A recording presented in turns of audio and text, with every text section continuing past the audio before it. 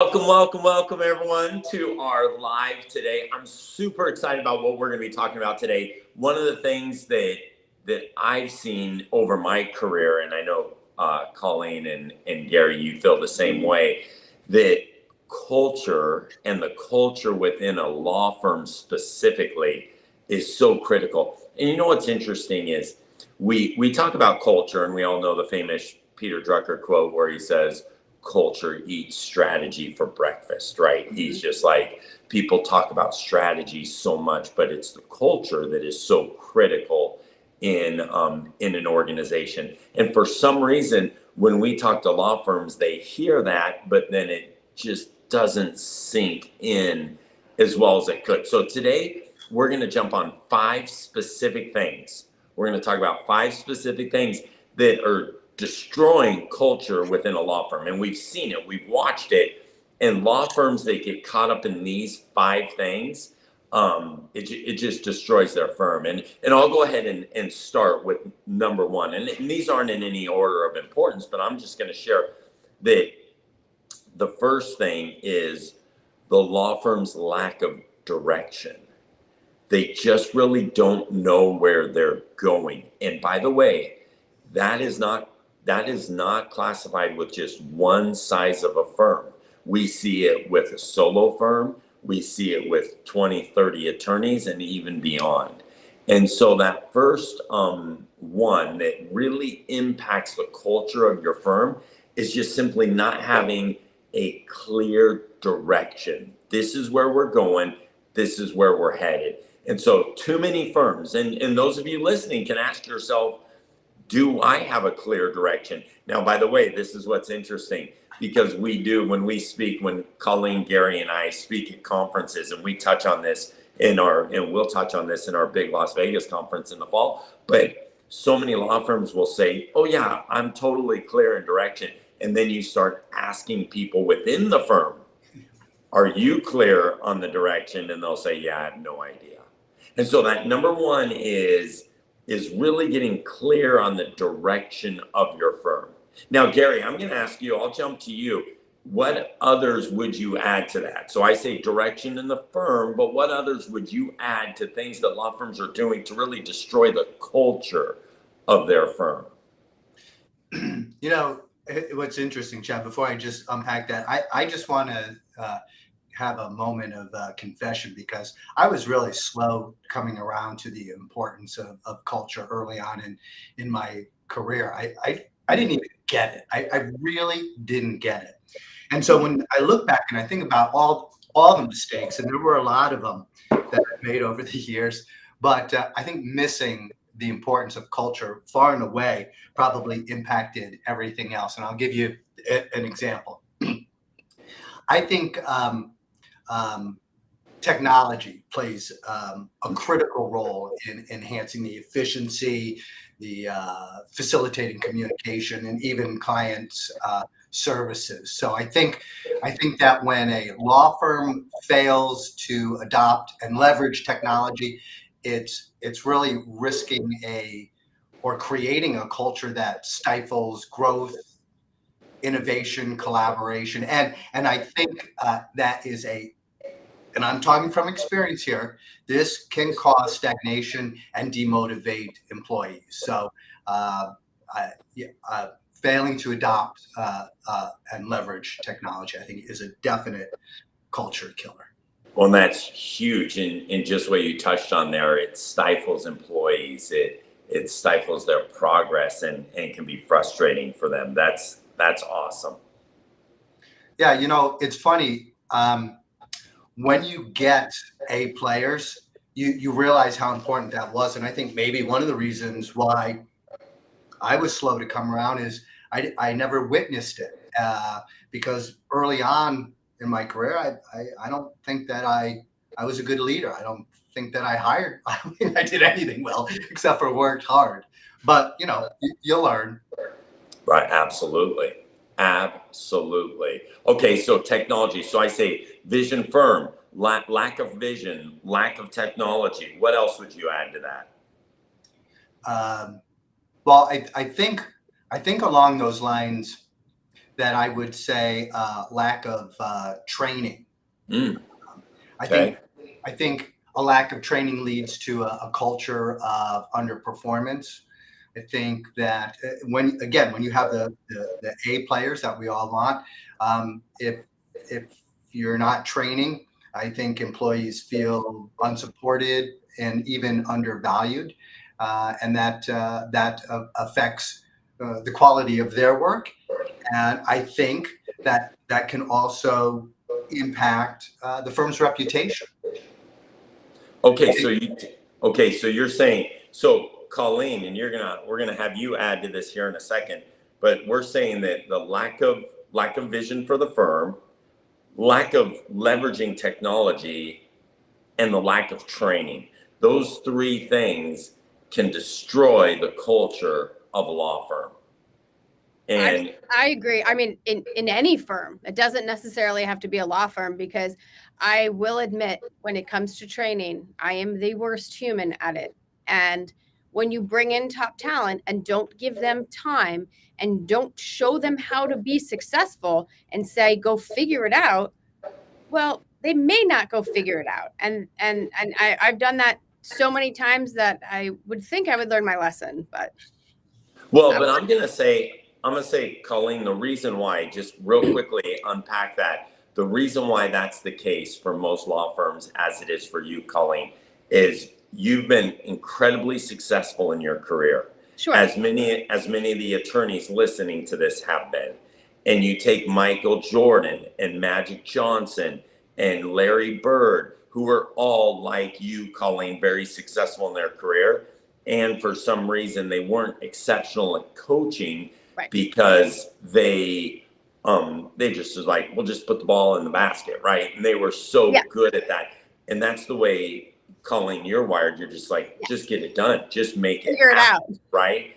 And so, and many of the attorneys listening to this are also wired that way as well. So you say to them, okay, listen, I need you to make sure it's happening. We need to make sure the training, we need to make sure we're leveraging technology and making sure we have that vision. Yeah, no, I mean, that you nailed that. Culture to me is something that is so important. When we first started building Lawyer.com, I got a Zappos 2011 culture book, and I thought, this is amazing. There was like 3 people sitting in the room at that time, and I thought, oh, this is us. This is what I want to do. And the mistake I made is I tried to force culture, and you can't force Interesting. culture. Culture evolves based on how leaders are leading. So you really need to decide, and you don't wake up one day and be like, this is the culture we're going to pick. It's who you are as a leader, how your goals are set. That then determines the culture of your law firm, of your company. I think a lot of law firms make the mistake of thinking that we're a law firm, we don't need culture. And the problem is you do, because everywhere you look has culture. It's not just the tech companies 20 years ago, everybody is falling in line with creating an environment that people want to learn and grow and be successful. And that is really what culture is. So the mistake I made early on was forcing a culture. And then I got frustrated because it wasn't a 500-page Zappos book. Because there was 3 of us, and I had to learn and adapt and lean on others to help. And slowly we created a culture of Lawyer.com. Excellent. So you can't force it. You know what? That's interesting, because we're saying, Gary, we're saying that the lack of vision, lack of leveraging technology, lack of training, and then Colleen says a lack of, what I'm going to say, Colleen, is lack of expectations, meaning you're forcing something and not expecting something. Yep. Culture has to come to you when you have your expectations aligned. Right. It evolves. And I should say articulated expectations. But Gary, what were you going to say? Well, I was just going to say, so Colleen, it sounds like what you were saying is that it kind of formed organically, like you had a crew of people and you had your essence, and Yep. And it kind of developed through working with them. And then it, as you added more and more and more, it kind of just took on life of its own. Which is why you have to be careful of who you bring in, right? So we do a lot of group interviews here because, yeah, I'm hiring you to work in this department, but you're also going to be sitting on the floor with these departments. And we are a team and we are a group and we are a culture of a company. And together we need to have like-minded individuals that are going to see that vision and that goal. You know, it was interesting, Colleen, you bring that up because we had someone not too long ago that culturally wasn't aligned at Lawyer.com, right? And you oftentimes don't even realize how much they're impacting the culture until they get removed. And then and it's like, whoa, that was just a huge bump in our culture. Absolutely. So as you look at the things that we've outlined here, and if you just reversed them, if you just flipped the script and you said, okay, you have a clear vision, you are leveraging technology, you are training, and you have clear expectations, then what's the fifth and final one? Colleen, bring us home. So it's my favorite. Incentives. If anybody knows me or anyone knows Lawyer.com, we are insanely incentive driven, from the team to the clients we're selling to the customers, everybody. Who doesn't love an incentive? I often see myself treating my daughter with incentives like I would the team, and I'm like, ooh, but if you think about it, we grew up with incentives. Do this chore, earn this, do this, earn that. And that's how we all learned responsibility and we enjoyed it, right? We got our gold stars in kindergarten. It's not that different. And it should apply to every role, every position. And what you need to do is you need to say, okay, what are my goals and what is the desired outcome? And what can I use? And it doesn't have to be money. Incentive doesn't equal money. Not all the time. It does help a lot, but not all the time. But again, you just have to outline what is it that you want to get and have a discussion, right? That's part of the culture. Hey, if we need to get to this goal, how are we going to do there? What can we do that gets us all excited enough to put in the extra hours, to think creatively, to get to that goal? Which is why I think you have to have incentives. And again, understand that law firms may be a little bit more traditional than a tech company, but there are law firms that are doing culture and incentives and technology well. And if you are not doing that, you are behind. It's huge. That is huge. And what's interesting, as you unpack that, Colleen, and people are saying, okay, I need to use incentives. And by the way, you can incentivize anyone in the law firm. And like Colleen said, it doesn't always have to be about money. A lot of people are driven by other things other than money. And so you have to really figure out what makes your team members click and what do they get excited about. And then you play into that. I saw a law firm once. And again, we talk about how we can use incentives for our team, but also for our clients. So a roadmap that this client we were working with had, it was, hey, I can get and this was pre-COVID, but it was car accident. I can get the client to commit to coming in for a meeting. They don't have a vehicle to get to the office. So we say, incentivize them, give them an Uber gift card and say, hey, or, send your car with the Joyce Law Firm on the side, go incentivize them to want to show up for you. And again, it's just an example of outside the box thinking of how to incentivize. And there's I could go on forever. Well, and Colleen, that's a great way to win a client too, right? I mean, that's literally going the extra miles. Right.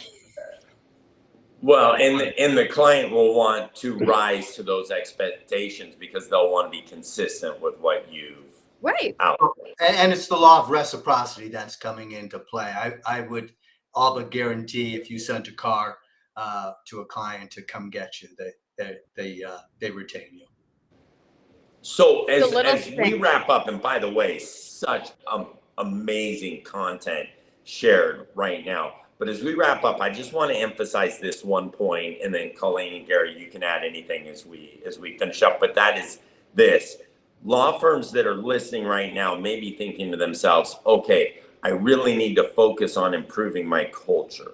Okay, I need to improve, I need to focus on having a better culture. Well, the reality is this: you have a culture. You do. You don't, because Colleen will hear law firms say, "Oh, I need to create the culture that you're talking about." Well, you have a culture. You then have to determine what your culture is going to be, because your culture could be a great culture, or as we've heard from people, unfortunately, they have a very toxic culture. But the reality is simply this: those 5 things that we outlined, having a vision, leveraging technology, having training, expectations, and what Colleen finished us off with, incentives, will change the revenue that you have in your law firm by changing your culture. I completely agree. And to piggyback off that, your law firm has a culture, whether you know about it or not. So if you have questions on culture, I could talk for hours. So give us a buzz. I'm happy to walk you through understanding culture. But it's happening, and it's best to be in the driver's seat on this one.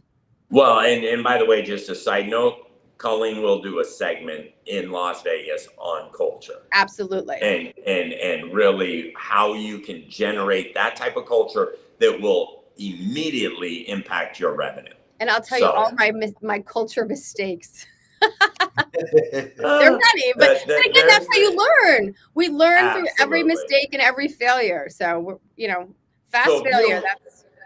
if you don't like making mistakes, you come to Las Vegas and learn. Right.